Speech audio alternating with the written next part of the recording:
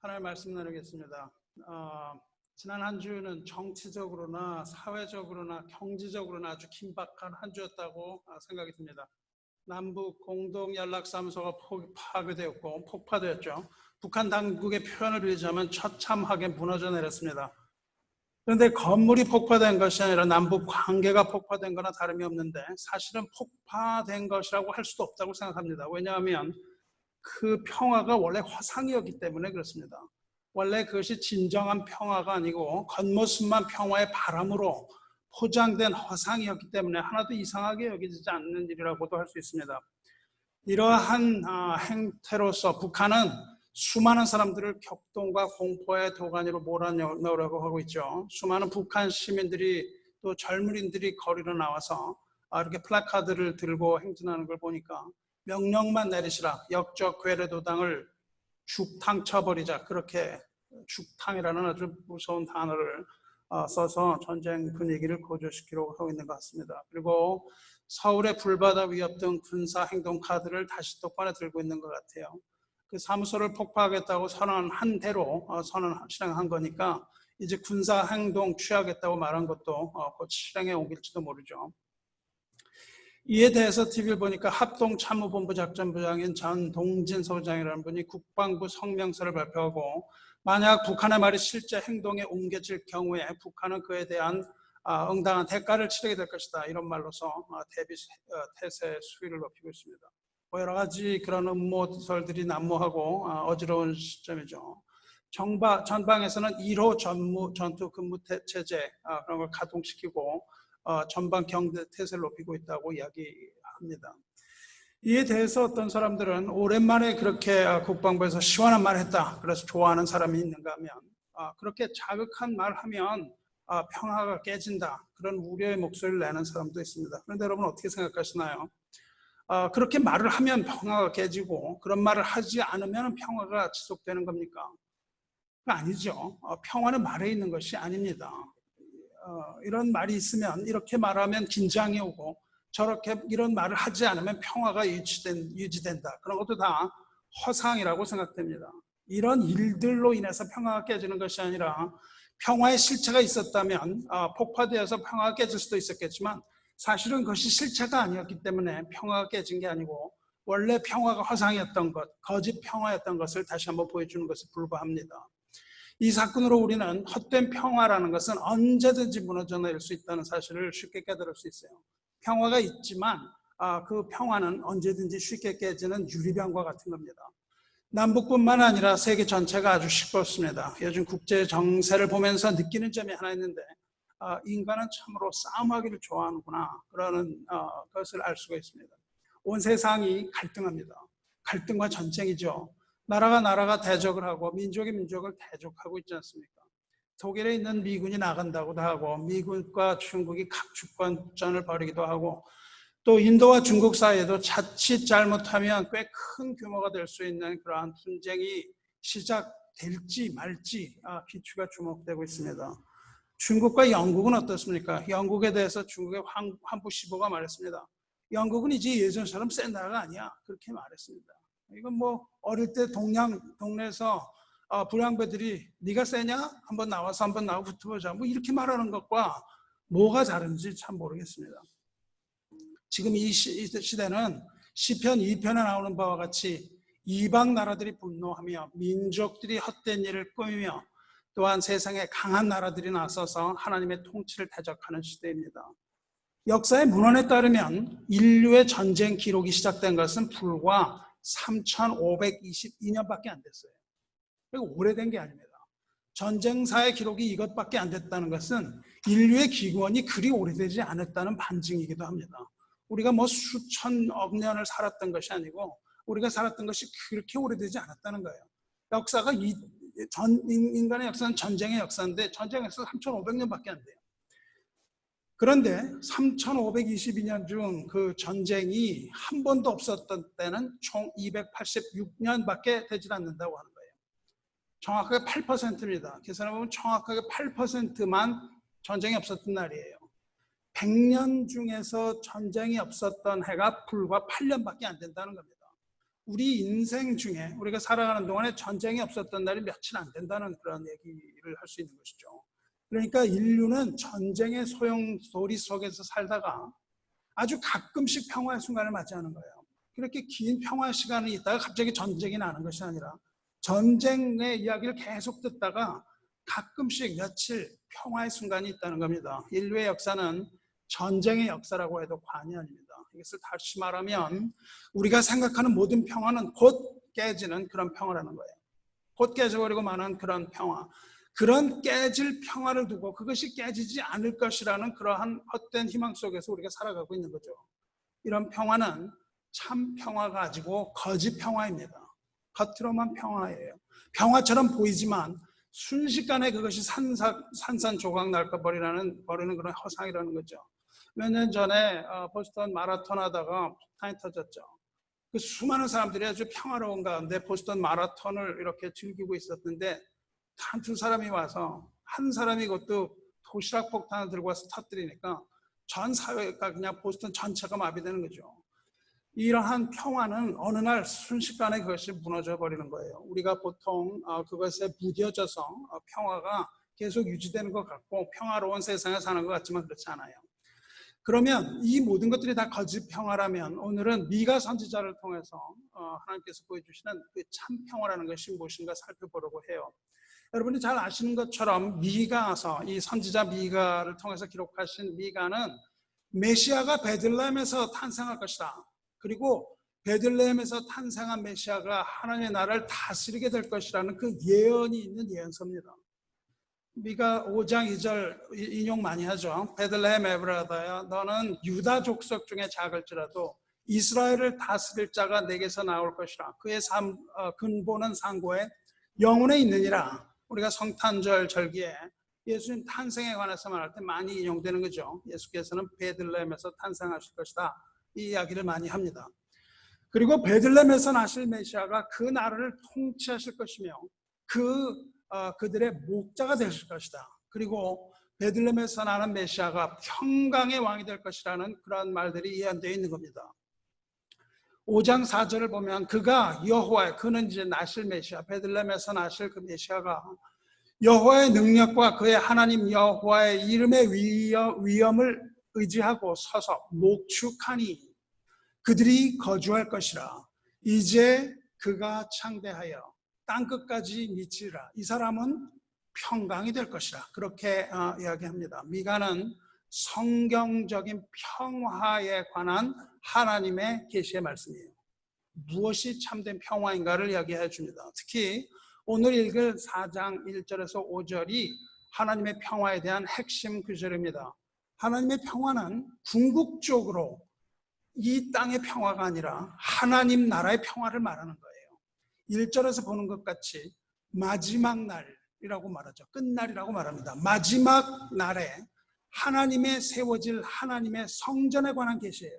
마지막 날에 하나님의 산에 하나님의 성전이 세워진다는 거죠.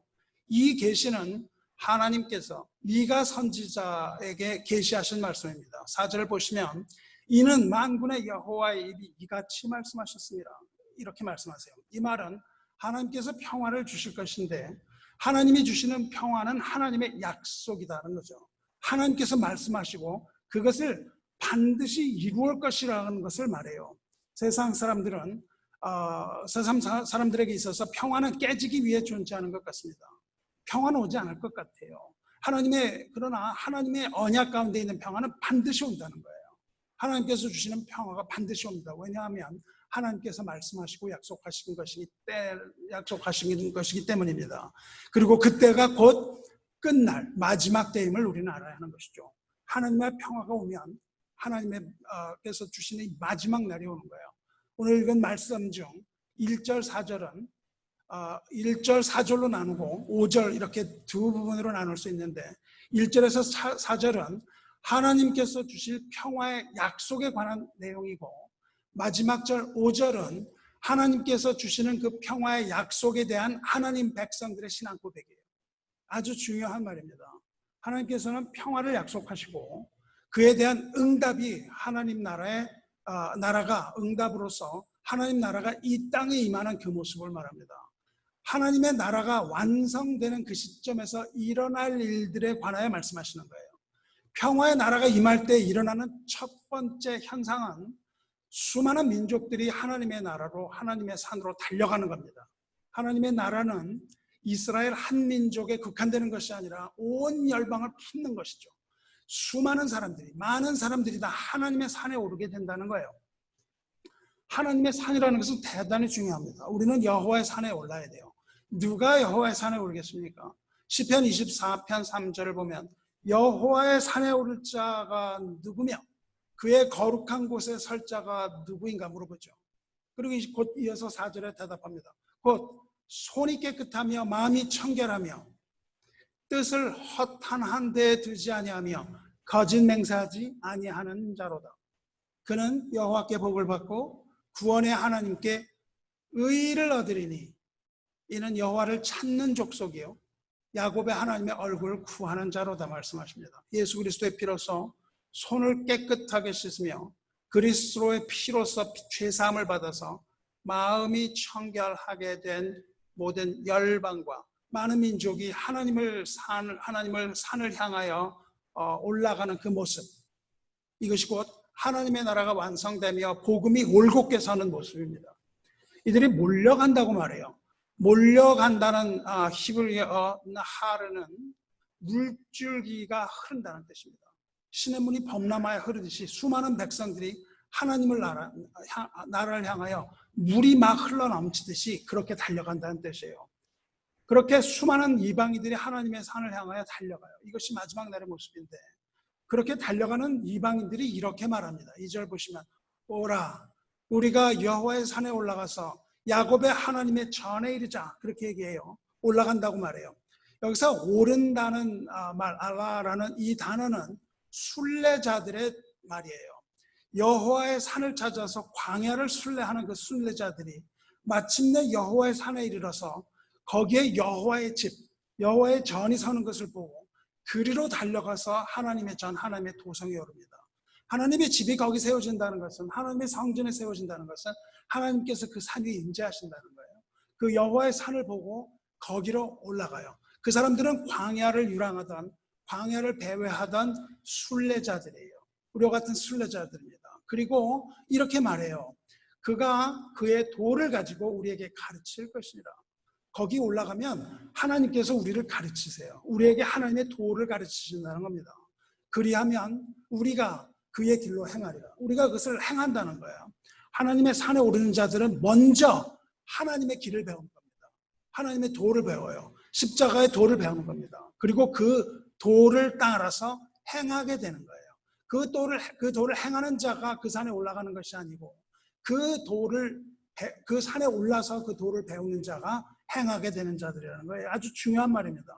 이 순례자들은 우리와 같이 광야에서 이렇게 그 길을 유랑하던 이 순례자들은 하나님의 백성이 되어서 하나님의 길을 가게 된다는 거예요.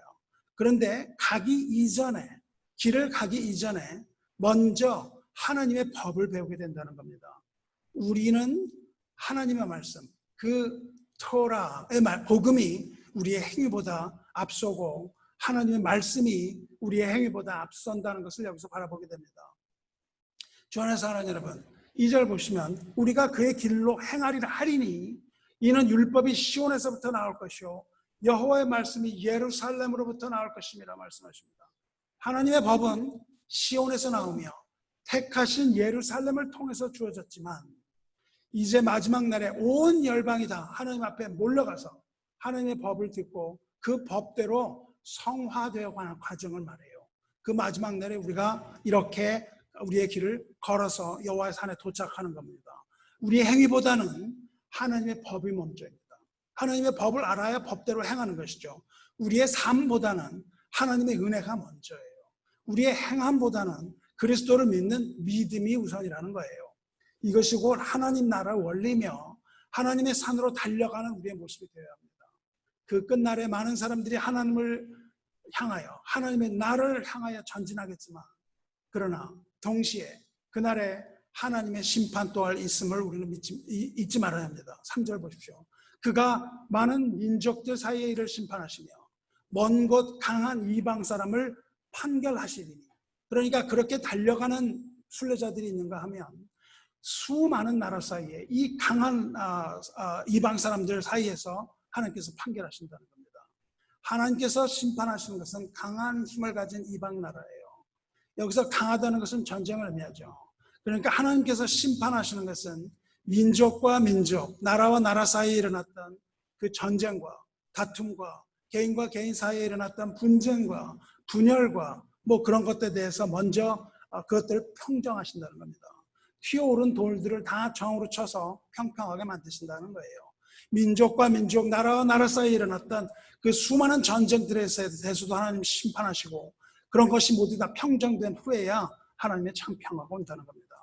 이 심판한다는 단어 사파트는 징벌한다는 의미도 있지만 이 전쟁으로 인해서 깨뜨려버린 그 하나님의 법, 무너져버린 하나님의 법, 이 세상에서 올곧게 서지 못한 그 하나님의 법, 미움 때문에 무너져버린 법, 다툼으로 허물어진 그 질서, 이런 것들을 하나님께서 다 회복시킨다는 의미이기도 한 거예요.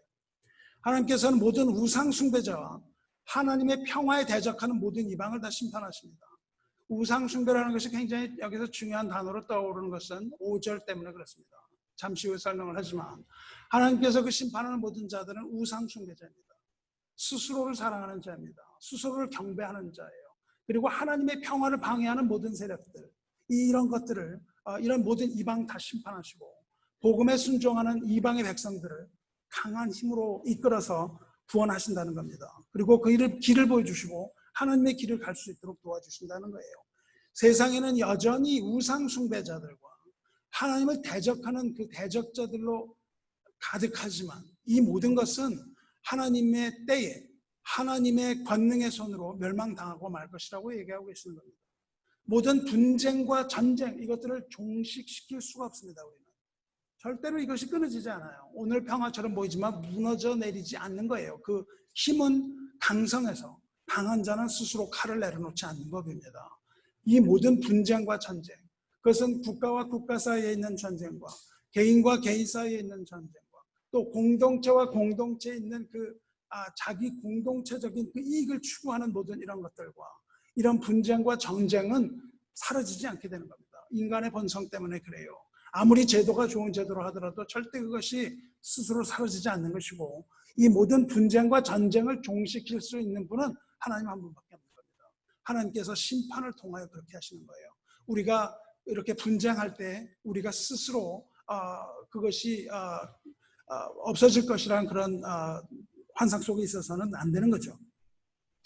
이렇게 해서 평화가 이루어지는데 그 평화를 샬롬이라고 부르는 거예요. 이것이 바로 하나님의 평화, 샬롬의 모습입니다. 그 모습은 이제 전쟁이 끝나고 하나님께서 다스리시는 하나님 나라의 평화로운 모습이에요. 3절 보시면 무리가 그 칼을 쳐서 보습을 만들고 창을 쳐서 낫을 만들 것이며 이 나라와 저 나라가 다시는 칼을 들고 서로 치지 아니하며 다시는 전쟁을 연습하지 않고 이제 더 이상 군사 연습이 없다는 거죠. 평화의 날은 전쟁이 사라지는 날이라는 겁니다. 군사 연습할 필요가 없는 거죠. 칼을 쳐서 보습을 만들고 창을 쳐서 낫을 만드는 날이라고 하죠. 보습이라는 것은 쇳덩어리입니다. 쟁기나 가래 등 이렇게 그 쟁기 같은 데 해가지고 쇳덩어리를 대고 소가 끌면 땅이 이렇게 땅을 일구는 거죠. 그것이 보습이에요. 그러니까 이 철기로 무엇을 만들었어요? 칼을 만들었어요. 근데 이 철을 녹여서 농기구를 만든다는 겁니다. 무기를 부수어서 농기구를 만든다는 거예요.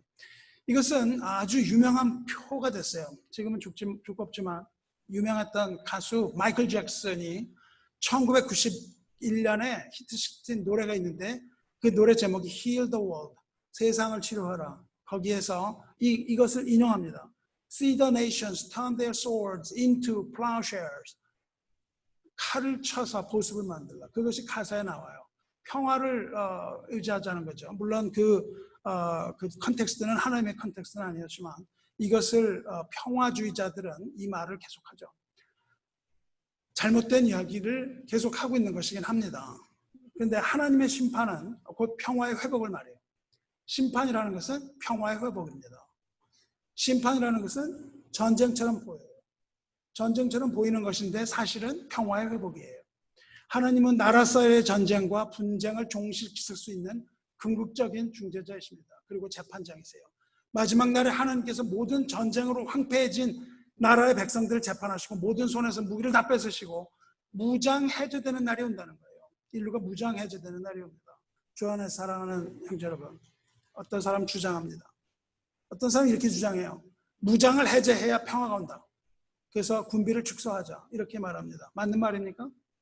무장을 해제하면 평화가 옵니까? 절대 옳지 않은 말이죠. 평화가 없는데 무장을 먼저 해제해보세요. 그것은 적군에게 무방비로 얻어차오는 지름길인 거죠. 무장을 그냥 해제하면 안 됩니다. 그러면 반대 의견도 있죠. 강해야 이기는 거다. 강해야 평화가 오는 거다. 무장을 더욱 강하게 하고 적의 침공에 대비하면 평화가 옵니까? 이것도 틀린 말이죠.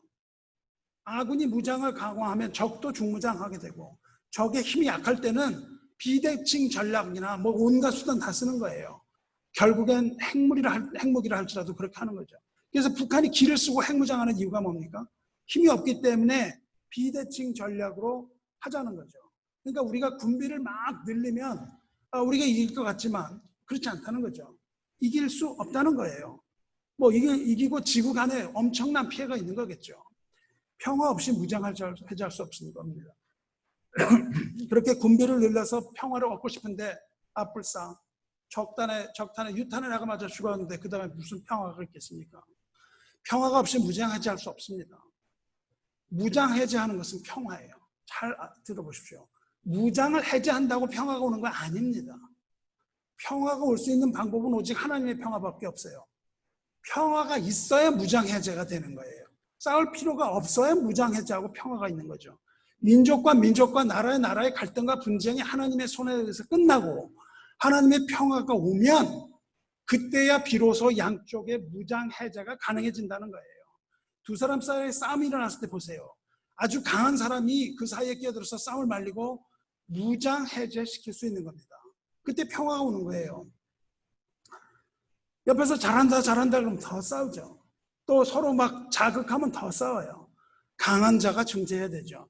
군축을 통한 평화가 있을 수 없고 평화를 통한 군축이 하나님의 방법이에요. 평화가 있어야 군축이 일어나는 거죠. 인간으로서는 영원히 풀 수 없는 문제입니다.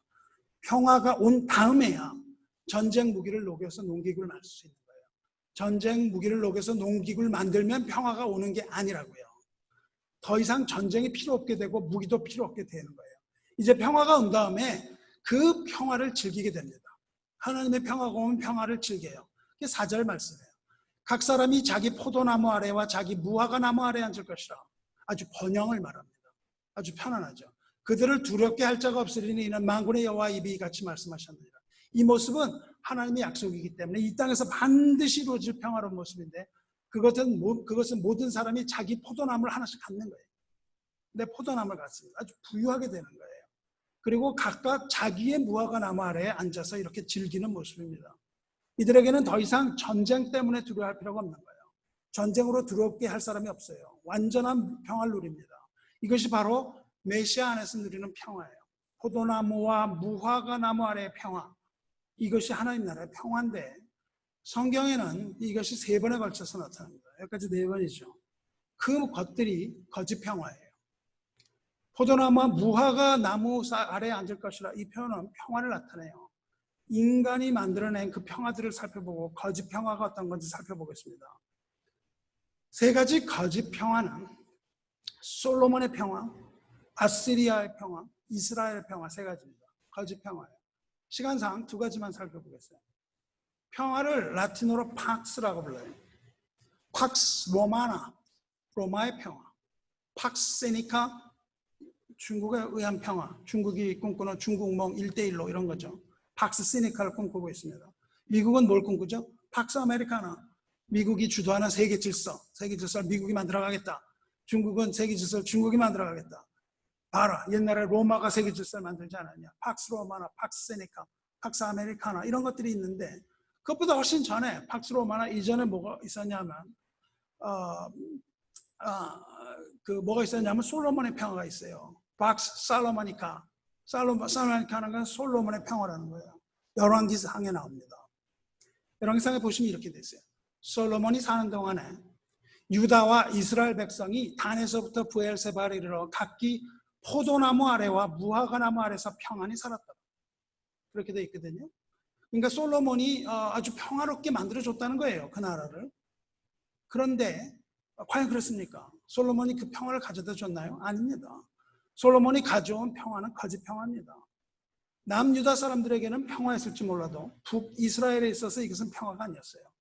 솔로몬은 유다 출신입니다. 그래서 유다를 사랑했죠. 반면에 이스라엘에게 과도하게 세금을 때립니다. 유다에게는 세금을 때리지 않고 솔로몬은 아주 불공평하게 이스라엘에 부당한 세금을 부과해서 자국의 평화를 유지한 거예요. 그러니까 이스라엘에서 볼 땐 그것은 절대 평화가 아닌 겁니다. 과도하게 번 모든 것을 다 거기다가 세금으로 바쳐야 됐기 때문에 그래요. 그 아버지 다윗은 주로 평화를 이루었어요. 통치에 있어서 그러나 이 솔로몬은 통치할 때 있어서 분열을 만들었습니다. 그리고 억지 평화를 만들었어요. 솔로몬은 지혜의 왕이었지만 반대로 어리석은 통치의 함정에 빠지게 합니다. 그래서 어떤 신학자는 그에게 별명을 붙여줬습니다. 지킬 박사와 하이드. 한편으로는 지킬 박사 같은 그런 모습인데 또 한편으로는 하이드 같은 얼굴을 가졌다. 그러니까 솔로몬은 두 얼굴 가진 거죠. 하나님을 섬긴 것 같지만 반대로 여러 가지 그런 안 좋은 것들 많이 들어왔어요. 솔로몬은 또 이방 국가를 억압했습니다. 그리고 조공을 탈취했어요. 그래서 다른 나라에서 막 그냥 착취해드린 조공으로 평화가 있는 것처럼 보였어요. 그 조공으로 뭐 했습니까? 엄청 때려먹었습니다. 그 먹은 양이 먹을 수 없을 만큼 수천 명이 먹어도 먹을 수 없을 만큼의 조공으로 때려먹었어요. 그래서 아주 그 조공을 가지고 화려하고 사치로운 생활을 즐겼습니다. 그렇게 착취에 의한 평화였습니다. 또 솔로몬의 평화는 군사력에 의한 평화였어요. 그 기병대가 있었는데 말을 드는 외양간이 4만 개였대요. 4만 개의 외양간이 있으면 그 말수가 얼마겠어요? 또 마병이 12,000명. 말 탄 군대만 12,000명이었다니까 아주 강대한 군대입니다. 그러니까 솔로몬의 군대는 무력에 의한 진압에 의한 그런 거죠. 지금 중국에서 홍콩 사태가 일어날 때 막 무력으로 진압하려고 그런 거죠. 평화롭다는 거죠. 무력으로 진압되면 평화라고 생각을 하는 거예요. 그렇기 때문에 무력을 생각하는 거죠. 이런 타인의 희생에 위에 세워진 거짓 평화입니다. 솔로몬의 평화. 근데 그것을 포도나무와 무화과나무라고 표현을 하죠. 두 번째 평화는 팍스 아시리아, 아수르의 평화입니다. 그 당시에 아시리아 당시에 유다는 아주 강력한 국가였던 아수르에게 인접국이었어요. 그래서 아수르에게 조공을 계속 바쳤습니다.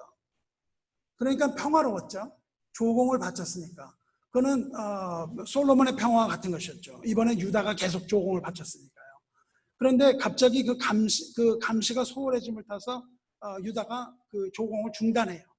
조공을 안 내니까 어떡합니까? 아수르 왕 산헤립이라는 아수르의 왕이 쳐들어옵니다. 그래가지고 유다 왕 히스기야, 그 당시 히스기야였어요. 히스기야 왕을 치려고 유다 땅으로 몰려와서 전쟁을 일으키고 포위하죠. 포위한 다음에 항복해라 그래요. 히스기야. 항복해라 그래요. 그랬는데 히스기야 뭐라고 하냐니까 항복할 수 없다. 우리는 하나님만을 의지하고 하나님 앞에서만 예배하고 하나님만 경배하고 하나님에게만 절할 거야. 너희들에게는 절 못해. 이랬거든요. 그랬더니 사네립이 백성들을 회유해요. 회유하는 조건으로 평화를 내봅니다. 너희 항복해. 그러면 너희에게 평화를 줄 거야. 이렇게 이야기를 하죠. 그래서 사신을 보냅니다. 랍사게라는 사신을 보내서 백성을 회유해요. 뭐라고 회유하냐면 야 너희 왕의 말 듣지 마. 네 왕의 말을 들으면 너희 다 죽어 그래요. 그래서 이렇게 말합니다. 너희는 히스기야의 말을 듣지 말라. 너네 왕의 얘기 듣지 마라. 아수르 왕의 말씀이 그 아수르 왕이 말했는데 너희는 내게 항복하고 내게로 나오라. 그리하고 너희는 각각 그의 포도와 무화과를 먹고 그래요. 그러니까 포도나무, 무화과나무 이것은 뭐냐면 평화를 얘기하죠. 그러니까 너희 항복하면 다 살려주고 너희 평화롭게 살게 해줄 거야. 너 하나님한테만 절하고 그러는 거 다 거짓말이야. 너희 그렇게 하다간 다 죽어. 그렇게 얘기를 해요. 그리고 또한 각각 자기의 우물을 마시리라. 아주 풍요롭게 된다는 거죠. 항복하고 나오면 평화를 선물하겠다고 하는 거죠. 저는 사랑하는 여러분, 항복이 평화를 이룰 수 있습니까? 절대 없는 거죠. 자유가 없는 평화는 거짓 평화입니다. 자유가 없는 평화는 거짓 평화예요. 우리 뉴햄셔에서 그 슬로건이 그거죠. 자유 아니면 죽음을 달라. 그런 말 있지 않습니까? 목숨이 아까워서 항복을 한다면 어찌 포도와 무화과 나무 아래서 편히 쉴 수 있겠습니까? 편히 쉬는 것이 아니라 노예가 돼서 혹사당하게 될 운명에 처하는 것이죠. 아수르의 평화는 거짓 평화입니다. 진정한 자유가 없기 때문이죠. 세 번째 평화는 이스라엘의 평화인데 이스라엘의 평화는 아주 이기적인 평화예요. 우리만 평화를 유지하겠다는 것이죠. 하나님의 나라는 그런 평화가 아니고 하나님의 나라는 모든 이방 나라들을 다 끌어안는 그런 평화죠. 그래서 그 세 가지 거짓 평화, 하나님께서는 그 거짓 평화들을 종식시키는 거예요. 무엇으로 종식시키시냐면 의와 공의로서 모든 전쟁과 분쟁을 종식시키고 마침내 하나님의 평화를 가져오는 거예요. 이 공의와 의, 이것으로 평정하시고 심판하십니다. 그것이 평화를 가져오는 수단이에요. 하나님의 무기예요. 이 공의와 의가 구체화된 것이 아까 읽어드린 5장 말씀에 나타난 그 메시아인 것이죠. 지금 말하는 그것이 바로 메시아를 말해요. 베들레헴 에브라다야, 너는 유다 족속 중에 작을지라도 이스라엘을 다스릴 자가 내게서 내게로 나올 것이라. 그의 근본은 상고에 영혼에 있느니라.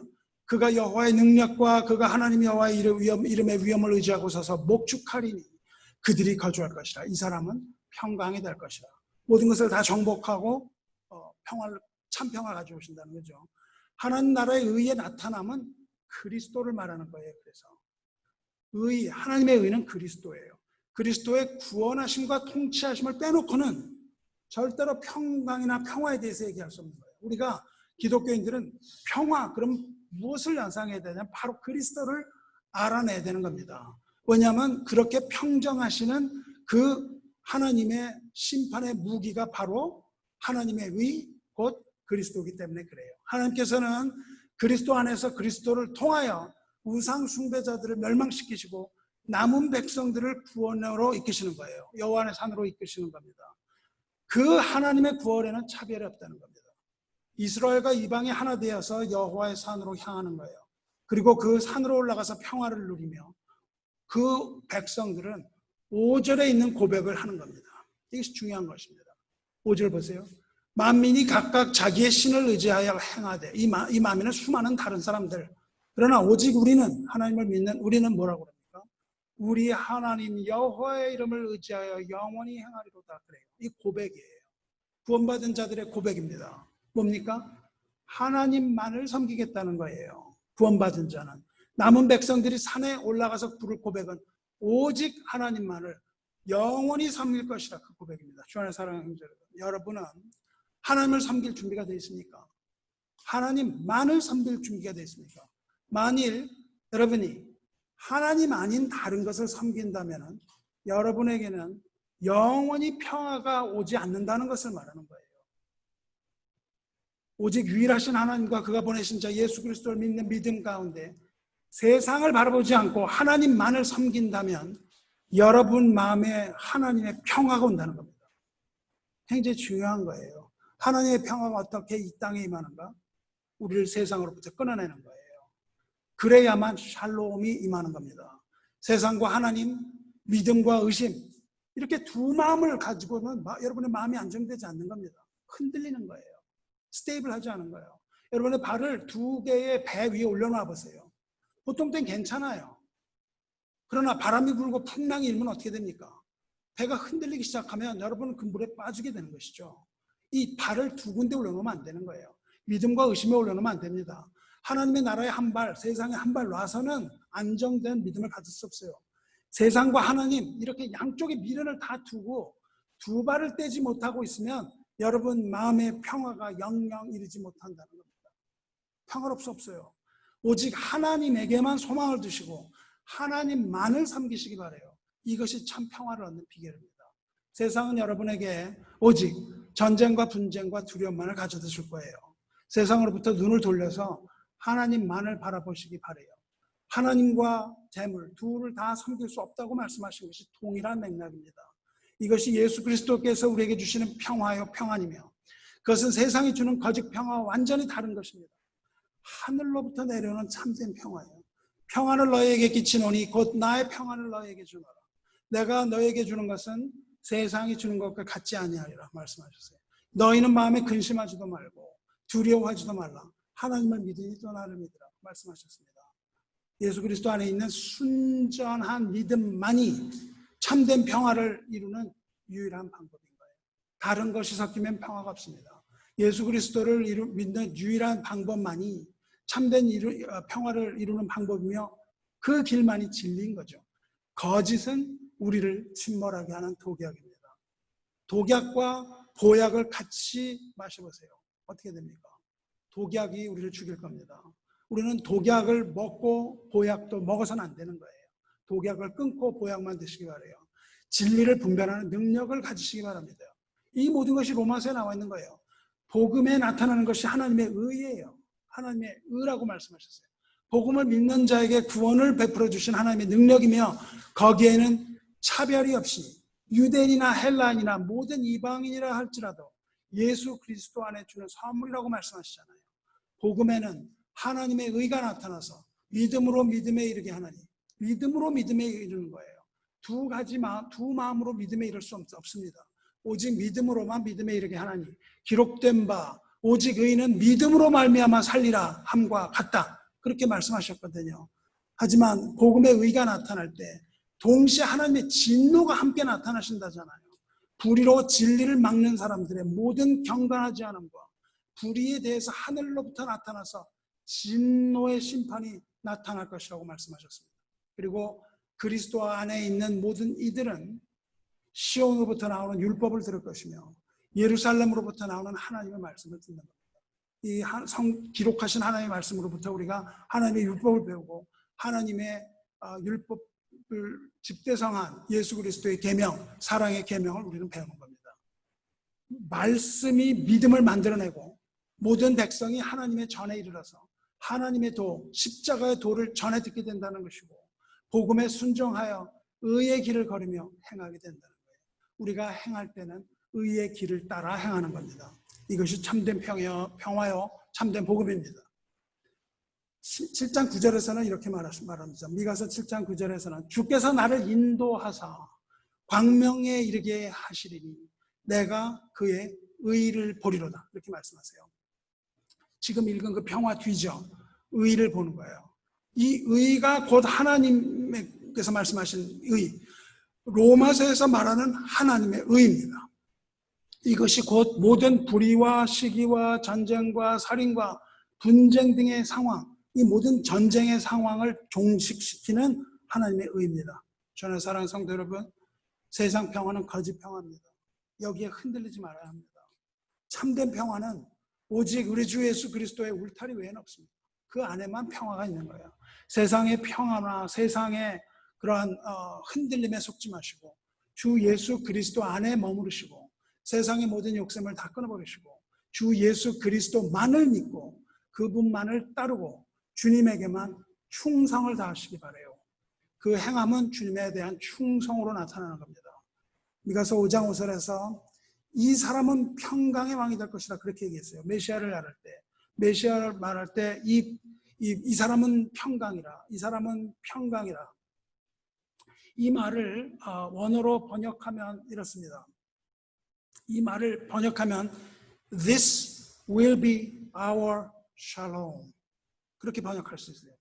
This will be our shalom. 그저로 사람을 말했기 때문에 this man 그렇게 번역하기도 해요. 근데 this will be our shalom. 이것이 하나님의 평안이라 그렇게 말하죠. 즉 무슨 말입니까? 그는 우리의 샬롬이라 이렇게 번역하는 거예요. 다시 말하면 Messiah is shalom. 무슨 말입니까? 메시아는 샬롬 그 말이에요. 무슨 말입니까? 그리스도는 평화 그 말입니다. 누가 평화라고요? 그리스도가 우리의 평화예요. 말씀 마치겠습니다. 주의 사랑 여러분 마음에 평화가 있습니까? 아니면 평화가 없습니까? 이 세상을 살아가는 동안 평화가 없습니까? 그렇다면 우리 주 예수 그리스도를 믿고 의지하여 세상에 든 욕심과 미련을 버려야 합니다. 세상에 든 미련과 욕심을 버리긴 어려워요. 왜 어렵습니까? 의지할 데가 없어서 그래요. 의지할 때가 있으면, 강하게 우리가 믿고 의지할 때가 있으면 그것을 과감히 버려요. 내 주머니 속에 더러운 것이 있는데 이것이 새고 아주 새고 좋은 것이 있다면 이것을 버릴 수 있지만 이것을 버리기가 굉장히 힘든 겁니다. 이것을 버리기 위해는 믿고 의지하고 가져야 할 것이 있어야 돼요. 뭔가 가져야 버릴 수 있는 것이죠. 무엇입니까? 가져야 할 것이 주 예수 그리스도예요. 우리가 주 예수 그리스도를 소유했으면 세상의 욕심과 미련은 버릴 수 있어야 되는 거예요. 이것을 버리지 못하면 이것을 소유한 게 아니에요. 새 것을 소유하면 버려야 됩니다. 여러분이 썩은 빵을 가지고 있을 때 어떻게 해요? 이 썩은 빵을 버리고 신선한 빵을 가져야 되는 것이죠. 세상에 든 욕심 버리고 하나님 앞으로 나오십시오. 그래야 참된 평화는 없습니다. 하나님의 산 시온에서 나오는 말씀이 온 땅을 적시기까지 평화가 없습니다. 하나님의 말씀이 우리 가운데 가득 차야 평화가 있는 거예요. 이 시온으로부터 나오는 이 말씀이 우리를 적시고 이 세상에서는 그 말씀이 온 땅 적시기까지는 평화는 없습니다. 그러나 광야를 걸어가는 여러분, 우리는 순례자예요. 순례자는 방황하는 자가 아니라고요. 갈 길을 모르는 자가 아니에요. 순례자는 그 길을 찾아가는 사람들입니다. 우리는 광야를 방향하는 것 같지만 우리는 여호와의 산을 찾아서 순례하는 순례자들이에요. 이 광야를 걸어가는 순례자 여러분들은 샬롬이신 그리스도를 기억해야 돼요. 이 분쟁이 많고 험하고 어려운 세상 살아갈 때에 이 팬데믹과 같은 이러한 것들로 우리가 잠식당할 때에 우리가 기억해야 될 것은 그가 샬롬이다. 이 말을 기억해야 되는 거예요. 그리스도가 우리의 평화다. 이걸 기억해야 되는 거예요. 그것을 기억하시고 전쟁과 전쟁의 소문, 난리와 난리의 소문 이런 것들로 가득한 이 세상을 우리의 믿음으로 물리치는 겁니다. 이것을 물리치고 거짓 평화에 속지 말아야 되는 거예요. 거짓 평화에 속지 마시고 오직 그리스도, 예수 그리스도의 복음의 횃불만을 들고 여러분은 순례자로서 여호와의 산을 향하여 전진하시기를 주님의 이름으로 축원합니다. 우리 함께 기도하겠습니다. 은혜와 사랑이 충만하신 하나님 아버지, 하나님의 평화를 사랑하는 우리들이 이 자리에 모여서 시온에서 나오는 하나님의 율법과 예루살렘에서 나오는 하나님의 말씀을 듣고 헛된 거짓 평화가 있다는 것을 깨달았으며 오직 우리 주 예수 그리스도 안에 있는 평화만이 진정한 참 평화임을 우리가 들어서 알았나이다. 우리가 하나님의 남은 백성으로서 하나님의 산에 오르고자 이 거친 광야를 건너 여기까지 순례의 길을 걸어왔사오니 우리들로 하여금 지치지 아니하게 하시고 슬프지 아니하게 하시고 더 이상 눈물 흘리지 아니하게 하시고 여호와의 산을 향한 그 여정을 무사히 마칠 수 있도록 인도하여 주시고 마침내 여호와의 산에 있는 아버지의 집에 이르게 하여 주시옵소서. 세상에 둔 모든 소망이 다 끊어진다 할지라도 우리는 오직 여호와 하나님만을 섬길 것을 다짐하며 하나님 앞에 나아가오니 이 하나님의 백성들에게 하나님의 은혜를 부어주시고 각각 자기 포도나무 아래와 자기 무화과나무 아래에 앉게 해서 더 이상 두려워하는 것이 아니라 오직 주님 오실 그날을 사모하며 기다리게 하여 주시옵소서. 하나님께서 이와 같이 약속하고 말씀하셨사오니 하나님께서 친히 이루어 주시옵소서. 우리 마음 가운데 평화를 허락하여 주시옵소서. 허무한 거짓 평화를 쫓지 아니하고 오직 하나님 아버지의 말씀만을 쫓으며 살기 원하는 이 백성들을 위로하여 주시고 은혜 위에 은혜를 베풀어 주시옵소서. 선한 목자이시면서 또한 우리의 샬롬이신 우리 주 예수 그리스도의 이름으로 기도드리옵나이다. 아멘.